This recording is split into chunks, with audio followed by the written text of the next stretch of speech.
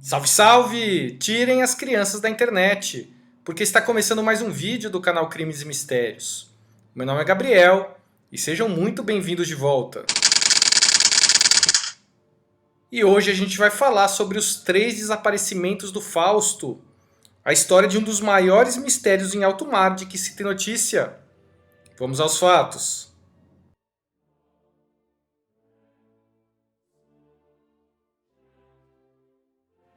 A cidade de Taçacorte é um pequeno município da Espanha na província de Santa Cruz de Tenerife, nas Ilhas Canárias.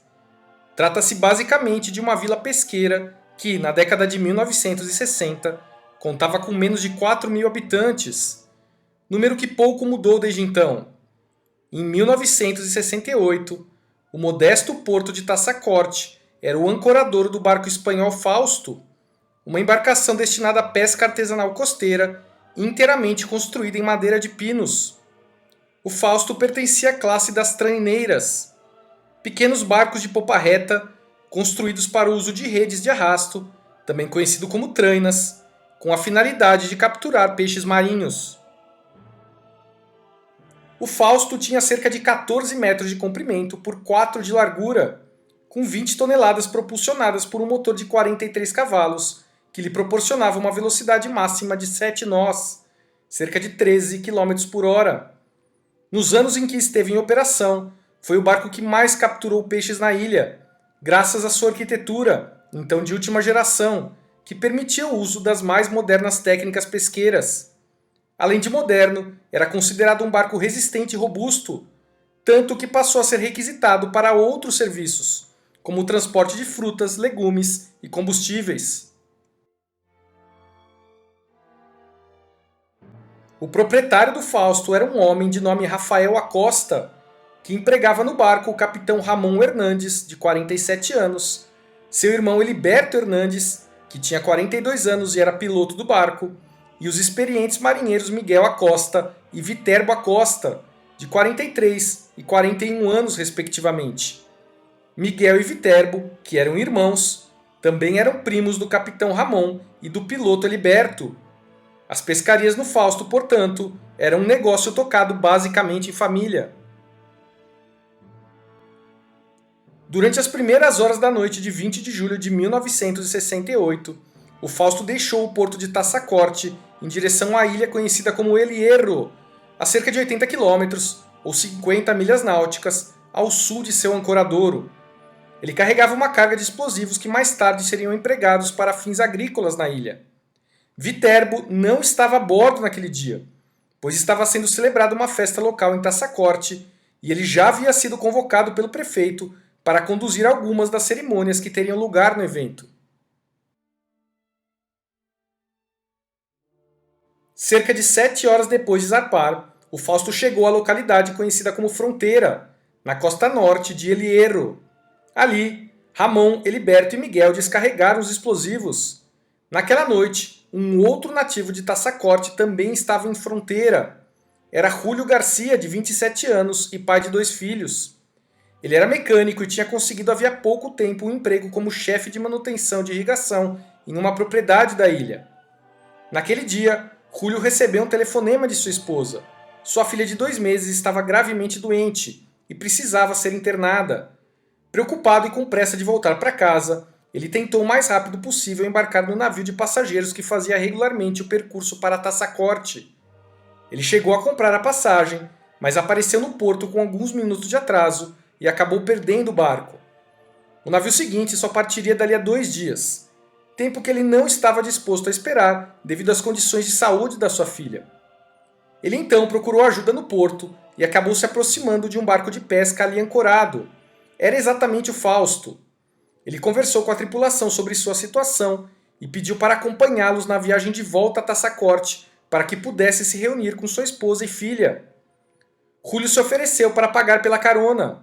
O capitão Ramon, porém, ficou sensibilizado com a história, rejeitou o dinheiro e o aceitou a bordo.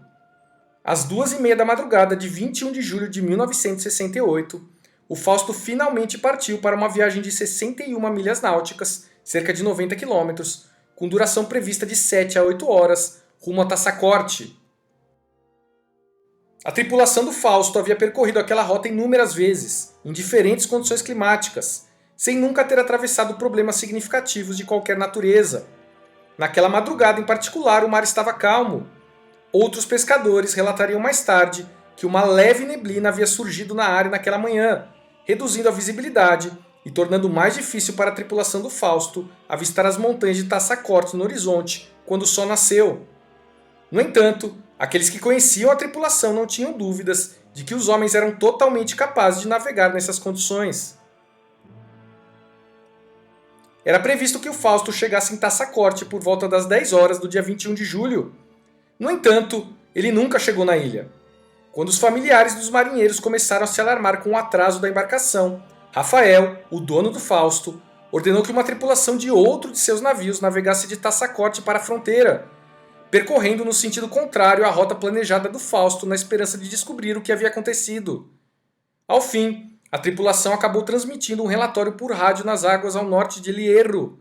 Nem o Fausto, nem qualquer rastro da embarcação havia sido visto em momento algum ao longo do percurso. Até aquele momento, Rafael estava convencido de que o Fausto tinha sofrido algum tipo de falha mecânica e estava flutuando à deriva em algum lugar no meio do caminho. Nesse caso, porém, ele deveria ter sido avistado pela tripulação do segundo navio. O total sumiço do Fausto levou Rafael a suspeitar que algo muito mais sinistro estava acontecendo. Ele então entrou em contato com a Marinha e com as autoridades policiais. Um alerta de emergência foi enviado por rádio a todos os navios que poderiam estar ao redor da área e a oeste do arquipélago. O Fausto estava agora oficialmente desaparecido no mar. Ao meio-dia, um avião bombardeiro da Força Aérea Espanhola decolou da ilha de Gran Canária e seguiu para o oeste. Apesar da busca minuciosa e das ótimas condições climáticas naquele dia, que estava ensolarado, sem nuvens e com excelente visibilidade, a tripulação do avião voltou à base sem qualquer achado. As buscas aéreas dos dias seguintes, cada vez mais extensas, também falharam em encontrar rastros do Fausto. A ideia de lidar não mais com o caso de um barco perdido no mar, mas com um naufrágio, começava a tomar forma no inconsciente coletivo. As outras possibilidades levantadas não eram menos preocupantes. Como a tripulação tinha apenas 10 quilos de frutas e muita pouca água doce a bordo, suas chances de sobrevivência no mar eram muito pequenas. Não havia dúvida de que depois de alguns dias eles não estariam mais procurando por 4 homens, mas sim por 4 cadáveres. 4 dias se passaram. Pouco depois da meia-noite de 25 de julho, autoridades marítimas espanholas receberam uma mensagem de rádio do navio frigorífico britânico Duquesa, que vinha da América do Sul a caminho da Holanda. A mensagem dizia que membros da tripulação do navio haviam avistado um pequeno barco de pesca que parecia à deriva no oceano. A tripulação do pesqueiro aparentemente estava usando uma lanterna para sinalizar sua posição. Eles estavam a cerca de 190 quilômetros, ou 120 milhas, a oeste da rota original do Fausto. Pouco tempo depois, o navio britânico confirmou que o misterioso barco era de fato o Fausto. Ramon, Eliberto, Miguel e Julio estavam vivos. Desidratados, famintos e queimados de sol, mas vivos. Parecia, depois de quase 4 dias de horror e desesperança, que a história do Fausto finalmente teria um final feliz. Com a ajuda de tripulantes que falavam espanhol, o Duquesa conseguiu se comunicar com o Fausto. Depois de lhes dar comida, água e cigarros, eles se ofereceram para rebocá-los de volta a Tassacorte. Mas, inesperadamente, neste momento as coisas tomaram um rumo até hoje inexplicável. Os 4 tripulantes do Fausto prontamente rejeitaram a oferta de ter o barco rebocado. Em vez disso, eles pediram combustível e comida suficientes para voltarem a Tassacorte sozinhos. Quando perguntados sobre que tipo de avaria ou falha mecânica tinha ocorrido, eles responderam que o barco estava funcionando perfeitamente e que não havia nenhum defeito nos equipamentos. Mais tarde, o capitão e outros membros da tripulação do Duquesa diriam que, embora os 4 homens estivessem assustados com sua experiência de quase morte, eles estavam longe de exibir os sinais de colapso mental que os náufragos sobreviventes frequentemente exibem. No fim, o Duquesa cedeu ao pedido. A tripulação do Fausto recebeu combustível suficiente para navegar 18 horas e uma farta quantidade de comida e água para a viagem. Eles observaram quando Fausto partiu para leste por volta das 19 horas, momento em que relataram o ocorrido por mensagem de rádio à estação da Marinha Espanhola mais próxima. Em Tassacorte, uma atmosfera contagiante de alegria e alívio tomava conta de toda a comunidade. Por volta das 18 horas, inúmeros parentes e amigos dos marinheiros estavam reunidos no porto aguardando a volta do Fausto. Um pequeno banquete, que incluía frutos do mar e taças de vinho, chegou a ser oferecido às pessoas que esperavam, em celebração ao retorno dos 4 homens. Uma hora depois, às 19 horas, porém, o Fausto ainda não tinha voltado a Tassacorte. No cais, o desânimo crescia com o passar das horas, mas muitos ainda se esforçavam para elevar o ânimo da família da tripulação, tranquilizando-os quanto ao retorno seguro dos homens. Provavelmente chegariam em breve, talvez em 1 ou 2 horas. Entretanto, as horas se passaram, a noite chegou, e, além de alguns poucos barcos que haviam navegado mais cedo na esperança de encontrar o Fausto, nenhum navio surgiu no horizonte. Recusando-se a deixar seus medos dominarem suas ações, as esposas e filhos dos marinheiros permaneceram no cais, onde passariam a maior parte da noite, esperando por um barco que nunca mais voltaria. O Fausto estava desaparecido no mar mais uma vez.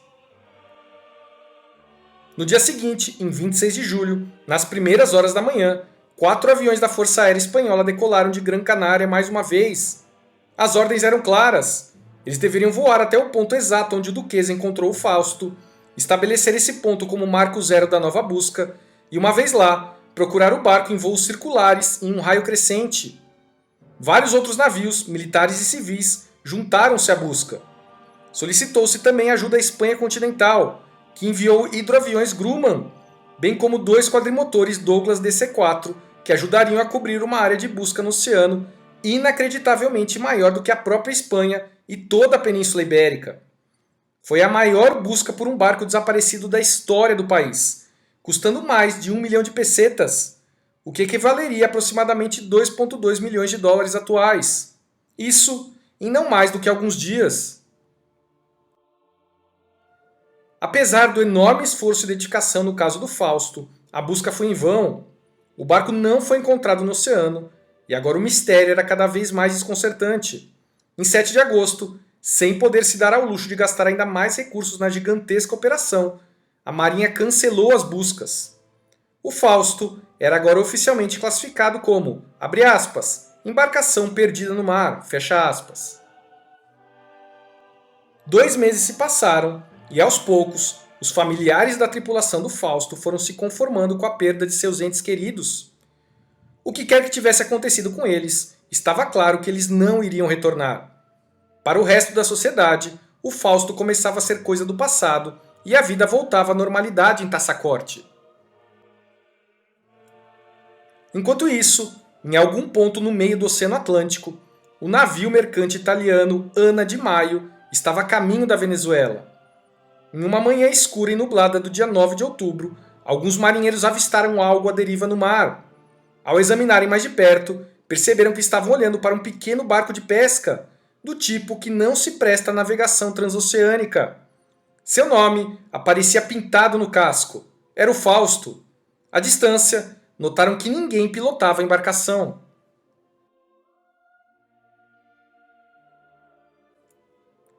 O Ana de Maio parou ao lado do Fausto. O imediato Luciano Ascione, que você vê aí na imagem, e um outro marinheiro embarcaram no navio abandonado. Não havia ninguém no convés ou na cabine. E, dadas as boas condições do barco, parecia que sua tripulação havia desaparecido sem deixar vestígios. Luciano não encontrou sinais de violência ou danos ao navio. Ele não conseguiu encontrar nenhum diário de bordo que pudesse explicar o que havia acontecido. Até aquele momento, o Fausto parecia um barco perfeitamente navegável que de alguma forma acabou no meio do Oceano Atlântico sem ninguém a bordo. Era assim que Luciano pensava, pelo menos até o momento em que abriu a escotilha do convés que dava para a casa de máquinas e desceu para dentro. Havia um homem morto deitado de bruços no chão, ao lado do motor do navio.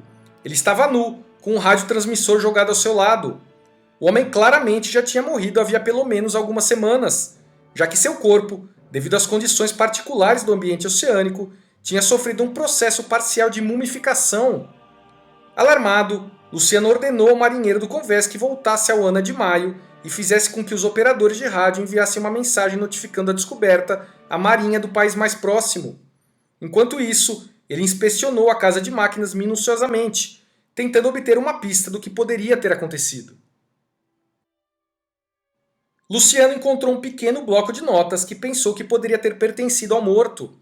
Ao abri-lo, a primeira coisa que chamou a atenção de Luciano foi o fato de que muitas de suas páginas haviam sido removidas. Mais tarde, se constataria que faltavam 28 páginas do caderno. As páginas restantes não pareciam jogar qualquer luz sobre o que tinha acontecido no Fausto. As primeiras continham algumas notas em espanhol e um conjunto de números, que foi interpretado por Luciano como cálculos rápidos e simples de rotas marítimas. Já as últimas continham um texto muito mais elaborado que Luciano não conseguiu entender completamente, embora tenha deduzido que se tratava de uma nota de despedida.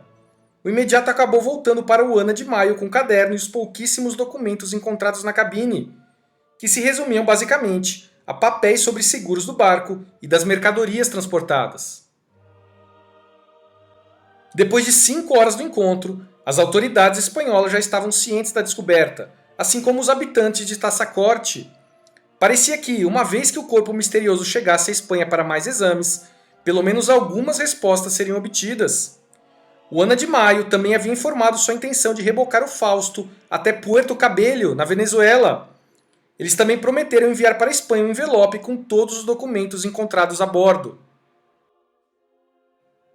Na manhã de 11 de outubro, passados apenas 2 dias do reaparecimento do Fausto, as autoridades espanholas, porém, receberam um estranho telegrama do Ana de Maio. A mensagem, inacreditável, dizia que o Fausto, ao começar a ser rebocado, havia afundado a proa, partindo e arrastando consigo o cabo de reboque. O barco então foi sugado para o fundo do oceano e sumiu de vista, dessa vez para nunca mais ser encontrado.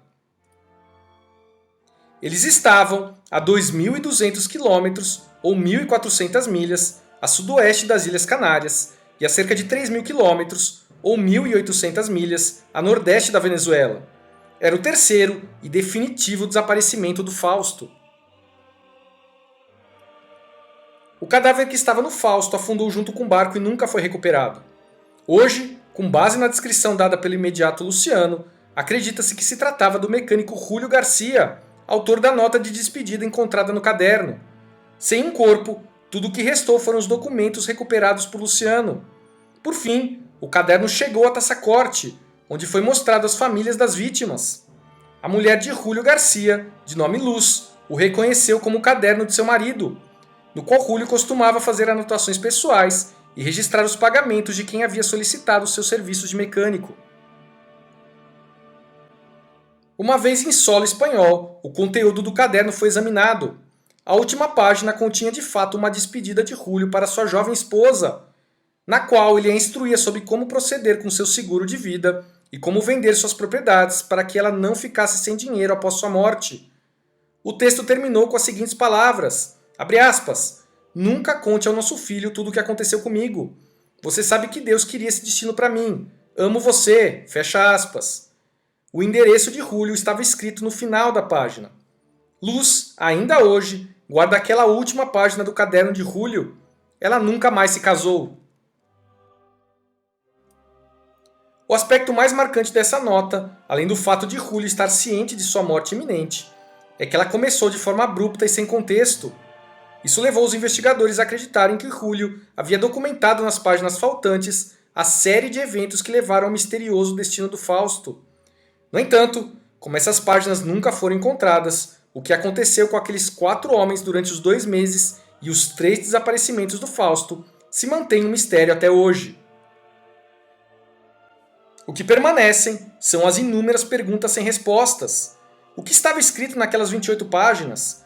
Quem removeu essas páginas e por quê? O que aconteceu com o resto da tripulação do Fausto? O corpo encontrado era de fato de Julio? Por que os homens se recusaram a ser rebocados de volta para Tassacorte pelo Duquesa? Por que eles disseram que não havia nada fora do normal quando foram encontrados pela primeira vez?